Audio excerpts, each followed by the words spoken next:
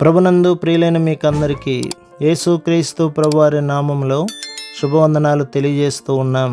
దైవ సేవకులు బ్రదర్ భక్త సింగ్ గారి పరిచర్యలో నుండి అలసిన వాణిని ఓరడించు మాటలు. డిసెంబరు 31. మునుపటి కంటే అధికమైన మేలు మీకు కలుగ చేసేదను. యెహెజ్కేలు గ్రంథం 36వ అధ్యాయం 11వ వచనం. రాజుల 2వ గ్రంథం 6వ అధ్యాయం 5లో ప్రవక్త కుమారుడైన ఆ యవనుడు గొడ్డలిని ఎరువు తెచ్చుటను మనము చూచుదుము. తన నిర్లక్ష్యమును బట్టి గొడ్డలి పిడి సరిగా ఉన్నదో లేదో అతడు చూచుకొనలేదు. అలాగే మనలో చాలామంది డబ్బు అప్పు తీసుకుని ఇచ్చుటలో నిర్లక్ష్యముగా ఉందుము గనకనే తృప్తి లేని వారముగా ఉందుము. కొంతమంది అయితే డబ్బు సంపాదించుదురు కానీ వాటిని అజాగ్రత్తగా ఖర్చు పెట్టి ఇతరుల దగ్గర అప్పు అడుగుదురు.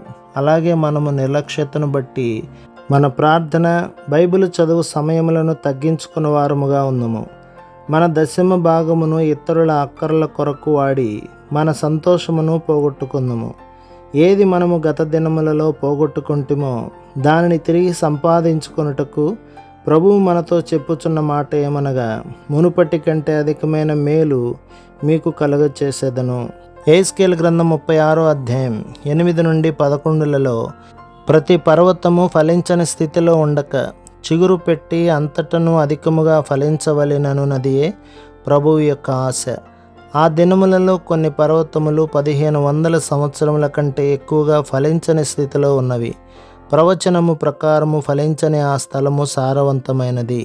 అందుచే ప్రభువు మనతో, ఓ నా ప్రజలారా, మీరు ఫలించని వారైనను నేను మిమ్మును ఫలించడి వారుగాను, అధికముగా ఫలించడి వారుగాను, అత్యధికముగా ఫలించడి వారుగాను ఉండవలెనని కోరుచున్నానని చెప్పుచున్నాడు.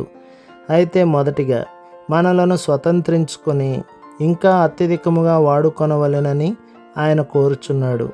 అది దేవుని వాంఛ. మనము గతమును మరచెదము. దేవుడు మన ఎడల కుమ్మరించిన కృపలను తలపోసుకొని కృతజ్ఞతలు చెల్లించి ఇంకా ఆయన మన ఎడల బలమైన కార్యములను చేయనట్లు దృఢ విశ్వాసముతో ముందుకు సాగెదము. ఆయన అద్భుత కార్యములు చేయువాడు, నిబంధనను నెరవేర్చు దేవుడు, ప్రార్థనలకు జవాబు దయచేయు దేవుడు, ఆయన అద్భుతములను చేయు దేవుడని నిర్గమకాండం 34వ అధ్యాయం 10లో చదివెదము. అది మన హృదయ వాంఛ అయి ఉండవలెను.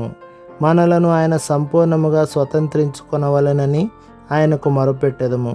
ఆయన నమ్మకమైన దేవుడు గనక మనము సంపూర్ణముగా ఆయనను వెంబడించవలెను. మనము గతమును మరచిన వారమై ఆయన మన ఎడల గొప్ప కార్యములు చేయువాడుగా ఉన్నాడని ముందుకు సాగుదుము. ఆయన గొప్ప దేవుడు, మరి ఎన్నడూను తప్పిపోనివాడు. మనం అడిగిన దానికంటే ఊహించిన దానికంటే అత్యధికముగా చేయు బలమైన గొప్ప దేవుడు. గతములో మన తప్పిదములు ఏమైనను అవన్నీ మరువబడును. ప్రభు మిమ్మును, మీ కుటుంబమును, మీ సంఘమును దీవించి ఆశీర్వదించునుగాక. ఆమేన్.